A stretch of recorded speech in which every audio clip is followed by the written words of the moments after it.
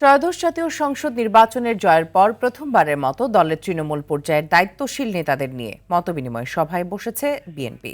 দিনব্যাপী এই সাংগঠনিক সভায় প্রধান অতিথি হিসেবে উপস্থিত রয়েছেন দলটির চেয়ারম্যান ও প্রধানমন্ত্রী তারেক রহমান। দুপুর 12টায় রাজধানীর কৃষিবিদ ইনস্টিটিউশন মিলনায়তনে এই গুরুত্বপূর্ণ এই সভাটি শুরু হবার কথা রয়েছে। এতে অংশ নেবেন দলটির অঙ্গ সংগঠন, ছাত্রদল, যুবদল ও স্বেচ্ছাসেবক দলের জেলা ও মহানগর পর্যায়ের শীর্ষ নেতারা। এই কর্মসূচির মধ্য দিয়ে দীর্ঘ 5 মাসেরও বেশি সময় পর আনুষ্ঠানিকভাবে সাংগঠনিক কর্মকাণ্ডে ফিরছে টানা তৃতীয় মেয়াদে রাষ্ট্র ক্ষমতায় আসা দলটি।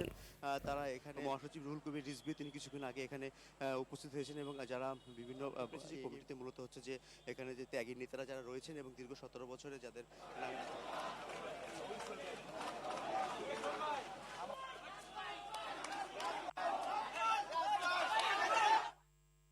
দর্শক, এই মুহূর্তে রাজধানীর কেআইবি মিলনায়তনের সামনে রয়েছেন সহকর্মী রুদ্র রফিক। সরাসরি যুক্ত হচ্ছে তিনি। রফিক, নেতাকর্মীদের উপস্থিতি কেমন দেখছেন এবং আজকের বৈঠকের এজেন্ডা সম্পর্কে কিছু জানতে পেরেছেন কিনা?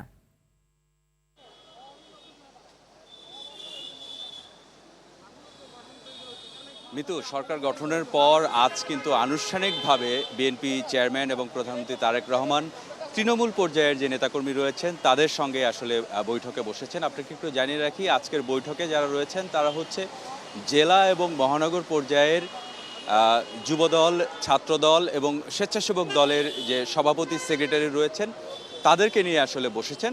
আমরা নেতাকর্মীদের সঙ্গে কথা বলেছি, তাদের মধ্যে এক ধরনের বাড়তি উৎসাহ উদ্দীপনা বিরাজ করছে, যেহেতু সরকার গঠনের পর প্রথম সরকার প্রধান তাদের নেতাকর্মীদের নিয়ে বসছেন।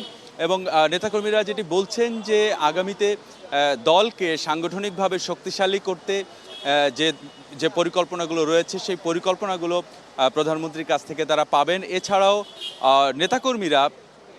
নেতাকর্মীদের যে সমস্যাগুলো রয়েছে সেই সমস্যাগুলো প্রধানমন্ত্রীর কাছে এবং দলীয় প্রধানের কাছে তুলে ধরতে পারবেন।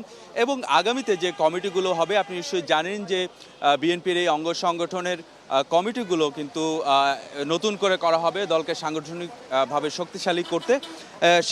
সেই ব্যাপারে আসলে নেতাকর্মীদের কাছ থেকে নেতাকর্মীদের সাংগঠনিক কী সমস্যা রয়েছে বা এই বিষয়গুলো কিন্তু দলীয় প্রধান তাদের কাছ থেকে জানবেন এবং জানার পরে আগামীতে কমিটি গঠনের ক্ষেত্রে কিন্তু এই মূল্যায়নগুলো আসলে আজকে তিনি করতে পারবেন এবং দিনব্যাপী কিন্তু তাদের এই আজকের এই মতবিনিময় সভাটি হবে।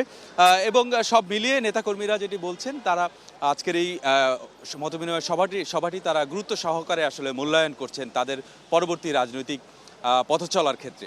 মিতু, অসংখ্য ধন্যবাদ আপনাকে আমাদের সাথে যুক্ত হবার জন্য।